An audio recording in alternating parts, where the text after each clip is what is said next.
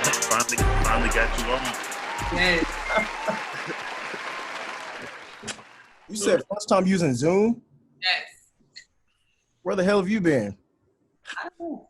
I mean, you know, there's other apps and shit, so I guess that's what I've been on. True. For sure. Yeah, we appreciate you coming on our podcast, our show, vodcast, whatever the heck you want to call it. The hot seat. I'm sure Justin's already kind of informed you on what we talk about, kind of who we are.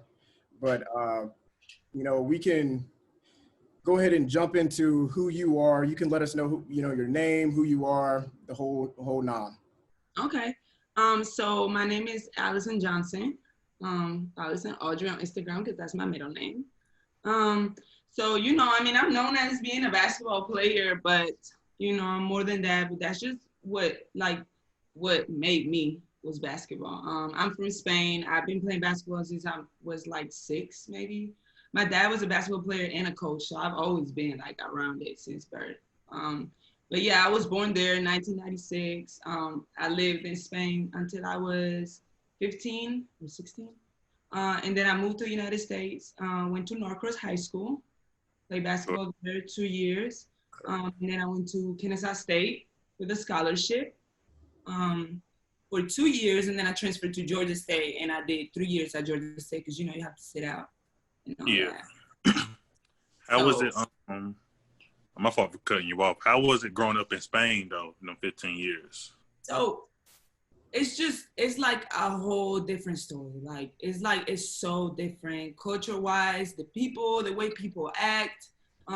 It was definitely like I had to make an adjustment, and not just, you know, the language, but it's like you don't really know, like when you come from another country, you know, so far, you don't really know anything about people, how people are raised. And, you know, I was used to one thing, I had to just learn it the hard way. Different, okay. What made you come to the U.S.? Like, what was like the chain, like military, like? No, my dad was American. So my dad was from Atlanta. He was just living there because he played there at first, and then met my mom, had a family and stuff. And when I turned 16, I guess I was like, you know, they decided I was old enough to, you know, kind of, you know, not suffer too much, but, you know, Yeah. So we moved here, and we moved to Atlanta because that's where he was from. But it was just for like a better life for me and my sister, a better future and stuff like that, more opportunities, more money. Definitely. I get that. Definitely. So how tall are you? I'm curious. I'm 5'11". Damn. Yeah, but I thought you was like, I ain't gonna lie, I thought you was like 6. I look like it on Instagram. You look taller. Okay, so when people see me in person, it's like, dang. But I've looked over your Instagram a little bit, and I would say you look shorter than 5'11", but I mean, I wouldn't be surprised. Like, yeah, I'm a whole 5'11". But what position did you play at Kennesaw State? I played forward. So I've always played 3-4, and then, you know, the 5, it depends on what team we were playing against. So I've always been just the player to adjust to whatever was needed. Definitely. And what was that experience? So I've always, all my life, I would say I've been a 3 and a 4. In Spain, you know, I was higher, like I was taller than average. So, you know, I was like eating.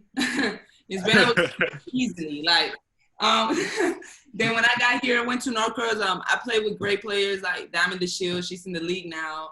That was my first year here. I played with her.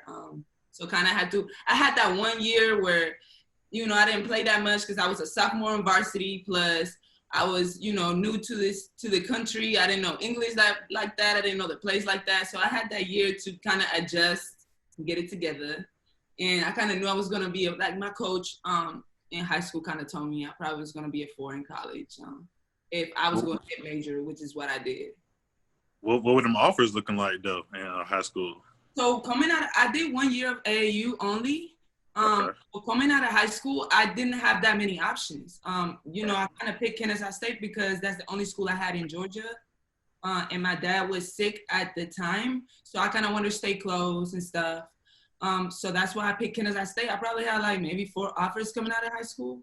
But then when I transferred, you know, I had way more. Okay, yeah. So I wanted to get into that a little bit with the Georgia State thing before I get into like your injury and everything. How did like Georgia State? How was that like that whole experience there? I loved it.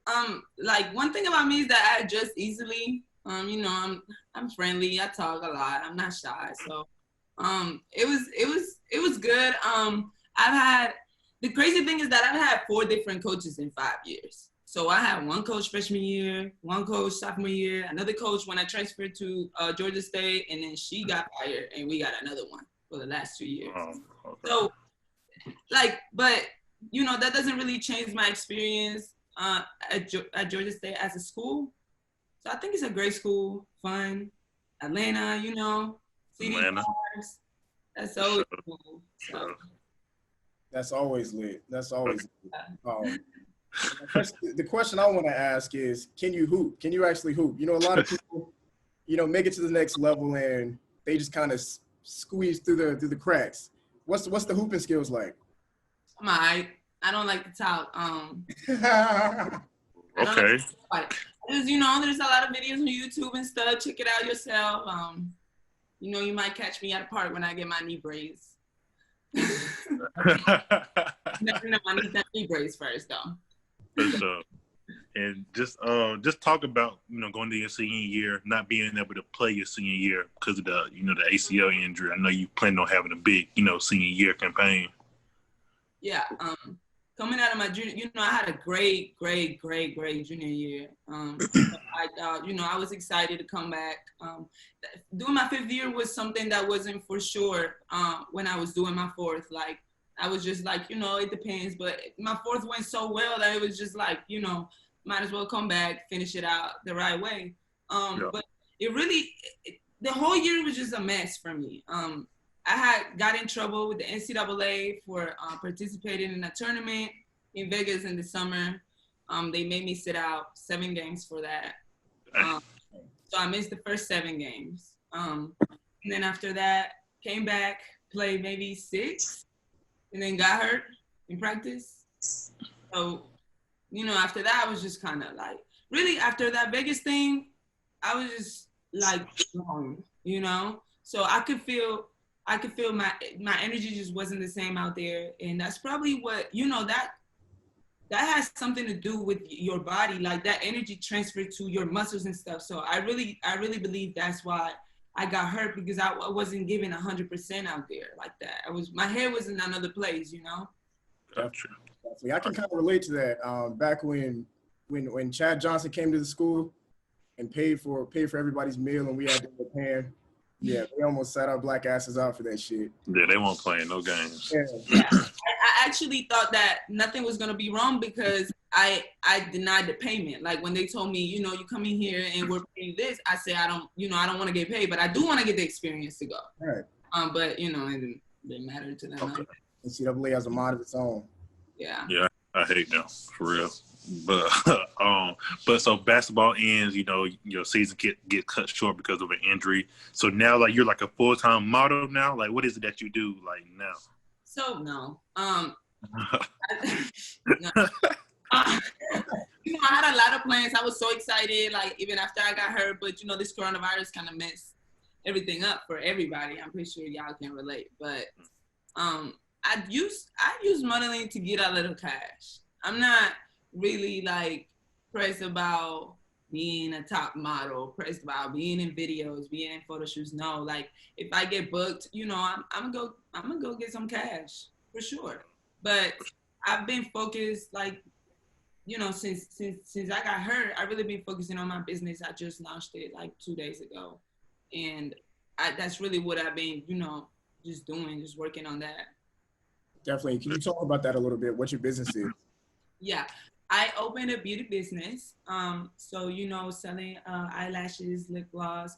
It'll build into more, but I'm just trying to learn. I'm a newbie at it. I didn't even know I liked running a business, but it was, I don't know, like I started it and I love it. Like I love everything about it, you know, like just preparing everything, you know, thank you cards, you know, doing the orders and stuff. I love it. And that's something that I didn't know before I started school, because I would have studied business. Okay. So I wanted to ask you, I told Malik I wanted to ask you this when we got you out here. You know, we see the crazy following you got on the gram and everything. And so this show's called The Hot Seat. So, you know, I got to ask a hot question right now. So the whole time you've been on Instagram, whenever you joined till now, what is the craziest DM you have received from a dude on Instagram? It can be whatever. Like, it don't matter. Tell it all, whatever. The craziest thing you seen, you know. I see so many crazy things that I can't even rate them for you. Like, Okay, just give us one. You don't gotta rate. Give us one. Give us one. So I actually, there is this guy that he's made over 15 Instagrams in the past month because he blocked them. At first, I kind of, when, you know, from his main Instagram, he has a bunch of group messages with like a lot of like, you know, famous girls, like celebrities and stuff. Okay. And then he would just, you know, like when I actually took my time and went back trying to, you know, scroll up, he's been DMing me since 2017. Oh. So, and this is his phone number, his address, he's in Michigan, his life story, his I love you wife. You know, I replied one time and said, you know, I feel harassed. Can you stop? You know, or I'm gonna have to take, you know. Yeah. I have to do something about it. And you know, I was expecting the whole "I just think you're so beautiful" reply, but I knew he was crazy when he replied, "I'm sorry, but I don't care if you're feeling harassed. I love you. You're my wife." Yeah. Okay. So, you know, block that Instagram next day, wake up in the morning and have another DM with, and he kind of always used the same first name, that's something different. And so, you know, every day I was waking up and I was just blocking the Instagram. Next day, wake up, another Instagram was there. Blocking. Next day, you know, he follows my business page too. Bro, he's just a complete weirdo. What the heck? Since 2017? You can tell, yeah, if you go on his page and stuff, like, you can tell he's a weirdo, like, of his videos, his pictures, like, you know, like, on some, like, a mental problem. Facts. Like, there's something about being persistent, but I think he just took it to, like, a whole, like, another level. Yeah. That's crazy. Yeah, I was actually on live telling everybody that if I ever disappear, oh,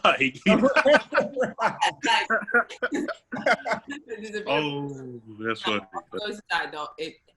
That's one of the creepiest things, probably. But you know, okay. I guess. Are you one of those that, like, one of those females or just people in general that feels like consistency will sometimes win the race?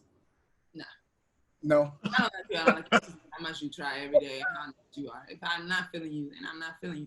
I appreciate you being nice, you know. And I used to be the type of girl to DM back, thank you, I appreciate you, but then they just, it's just, guys can never just say you're welcome and leave it alone. Facts. You know, it's always whole so, you know, when they start to sew, like, it's time to go. Like, those fellas, take the double tap like and the scene as get the heck out of my message. Oh my God, that's funny. That is funny.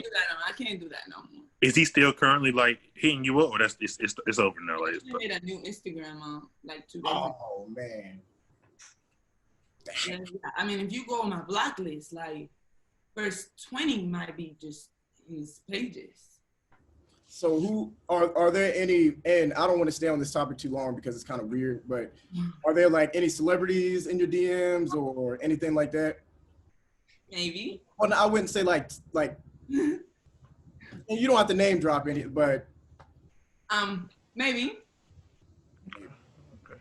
And do you ever? Some girls don't even check DMs. Do you ever check DMs? That's just a random like. I'm bored. Yeah. Okay. You know, kind of go through them. I get a lot of job opportunities and stuff in there too, so I try to check them every once in a while. For sure. Okay. Oh, and go ahead, go. Because I'm about to change this up. I was gonna say, what kind of got you into the eyelashes thing? Your business. We kind of veered away from that. I'm known for my eyelashes always being done.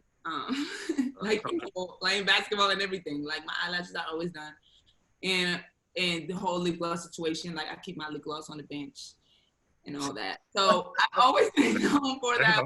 Like, you know, I love makeup since freshman year. I remember that was like my first time going into Sephora and looking at YouTube videos, trying to copy the girls on YouTube doing makeup. So I've always been into that. Just never knew kind of how to make money off it, how to monetize it, you know? And I just found a way that I like and that is working. So why not? And you're gonna be like showing your makeup and everything, your eyelashes and everything through your YouTube. Like, I know you got a little YouTube channel you're trying to start. Yeah, I'm just so lazy, y'all. Like I have so many ideas and then I get so lazy. But yeah, I'm definitely gonna, you know, kind of mix them up together and maybe do people makeup using the eyelashes and stuff. Definitely. And what goes into making an eyelash, or like, what is that whole business scheme like? So I don't necessarily make the eyelashes, but so there is like wholesale websites. You find a wholesale girl that you like. You ask for a few products just to test them out. She'll send them to you for, you know, a low price. You test the products out, and then after that, that's when you might do, like, I don't know, you might order 70 pairs for a certain price, you know, and then you sell them for a little bit more. You know, that's how you make your money. The lip glosses I actually do make myself. I buy the separate like ingredients to make it or whatever. And I make them at home. But the eyelashes, yeah, I just buy the eyelashes. Okay. And is basketball like completely like done? You're not looking at basketball anymore, or how do you feel about that? So I mean, like, I do have plans on using basketball for my YouTube as well. Okay. Yeah, about it. But no, I don't think I'll ever be completely done with basketball. That's the love of my life. Oh, okay. I always want to be around it. I got you. You think you'll take after your dad's footsteps and like coach or like train? No, I'm not patient enough. I might train. I like the whole 1-on-1, 2-on-2. I do like I am a coach for, you know, I don't know if y'all ever heard of Double Trouble, the twins. They do training in Atlanta. Train high school and like middle school. They train all the way up to like 18. They do camps all the way up to 18-year-old guys. Okay. And then they train a lot of NBA players and stuff like that. They come back, a lot of overseas players. So I am part of their camp every year. And that's a little bit of coaching that I do, but I like coaching guys more than girls. They have less feelings. Makes sense. Okay, I feel that. I feel that. Is Atlanta somewhere you can see yourself like living like for a while, like just maybe even retiring there like one day? I don't know. That's a good question. I definitely want to see more. I definitely would like to go live somewhere else, but Atlanta's been good to me, so stay faithful to Atlanta. And I'm kind of all over the place right now. These thoughts just keep coming to my head, but can you tell like one of your best experiences in basketball, like during college, and one of your best experiences like off the court during college? Ooh. Or like one of your best memories. Best experience in basketball and then best experience off basketball. Or just the memory or something, like one of your best memories or. So college. Wow. College. I say that college, best memory on the court. It's so much happened, you know what I mean? But I would say the closest one that I remember the most is that junior year, my fourth year, I hit a buzzer beater. You know, I was lit all night after that. Ooh, right? okay. Whole week. Okay. Probably the best. Everybody at school was coming in like, oh my God. Like, so that was probably the best thing. And then how much you dropped that game? I think I had 20 that game. I didn't even have that many. I actually was having a bad first half. Like, I wasn't hitting anything. But me, I'm gonna keep shooting. Like, you know, I'm not gonna stop because I'm gonna try to do something different. And then second half, let's try it again. So that's what I did. Second half was going in. It was going in. You know, we had the last play. We were tied with the number 1 team in the conference. And that was the first game off conference too. So we kind of made a statement because the year before the team had finished like number 11th in the conference. Okay. So I came in. It was at home. It was packed. First game of conference, and then it was the last play. We were tied, and my coach was just like, "Listen, come from over here, grab the ball on the elbow." He was like, "If you got a shot, shoot it. If you got a pass it, no, I'm shooting. Sleep." Yeah. If I shoot and miss it, then at least I shot it. Somebody else might shoot it and they might miss too. I'd rather miss it myself. Right. So, and Coach said it, so I was like, Coach said it. I'm trying to let everybody know, like, Coach said it. Got to the elbow. She passed me the ball. I did one dribble, and it was against the backboard too. It's crazy. I didn't call glass. Okay. Not call it. I did not know it was going glass. Crazy. But that was probably the best experience, recently. Okay. And then off the court, so many. College is great. I encourage everybody to go to college, work hard, go to class and go to practice, but you're still gonna have time to have fun. But my best experience probably meeting my best friend. I met my best friend in college. Both of my best friends in college, freshman year. And we've just been inseparable since then. So that's Kennesaw? Yeah, Kennesaw. Okay. We all went together freshman year, and then one of them stayed there. The other one left to another school, and then I left too. So. Dang, y'all left like that? Left her or him like that? Dang. Yeah, we was. It wasn't going well for us. And what's the love life like?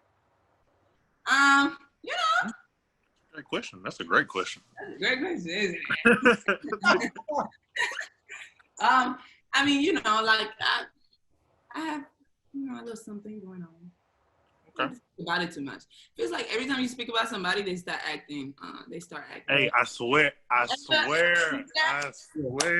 Oh, I'ma just. Oh my God. I never even asked. Yeah, I know it because I don't even want it to get messed up. My bad. For sure. Oh man. But yeah, so you have your business, doing your thing right now. How can people get a hold of you? How can they find you moving forward? Buy some lashes. Buy some lashes. I'll be in back.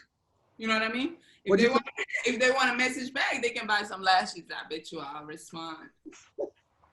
What's all your social media so everybody know? They probably already know. So it's Allison Audrey with 2 E's on Instagram, and then on Twitter it's Allison Audrey with 1 E. Okay. My Snapchat is really private. What are you more active on? What are you more active on? Instagram. Yeah. Okay. Well, we ain't gonna hold you up too much longer. I know you got to shoot. You booked for something, in a little bit. So we greatly appreciate you coming on today. Spend some time with us, man. No problem. Thank you, guys. Thank you. Appreciate you. All right. Alrighty then. Bye.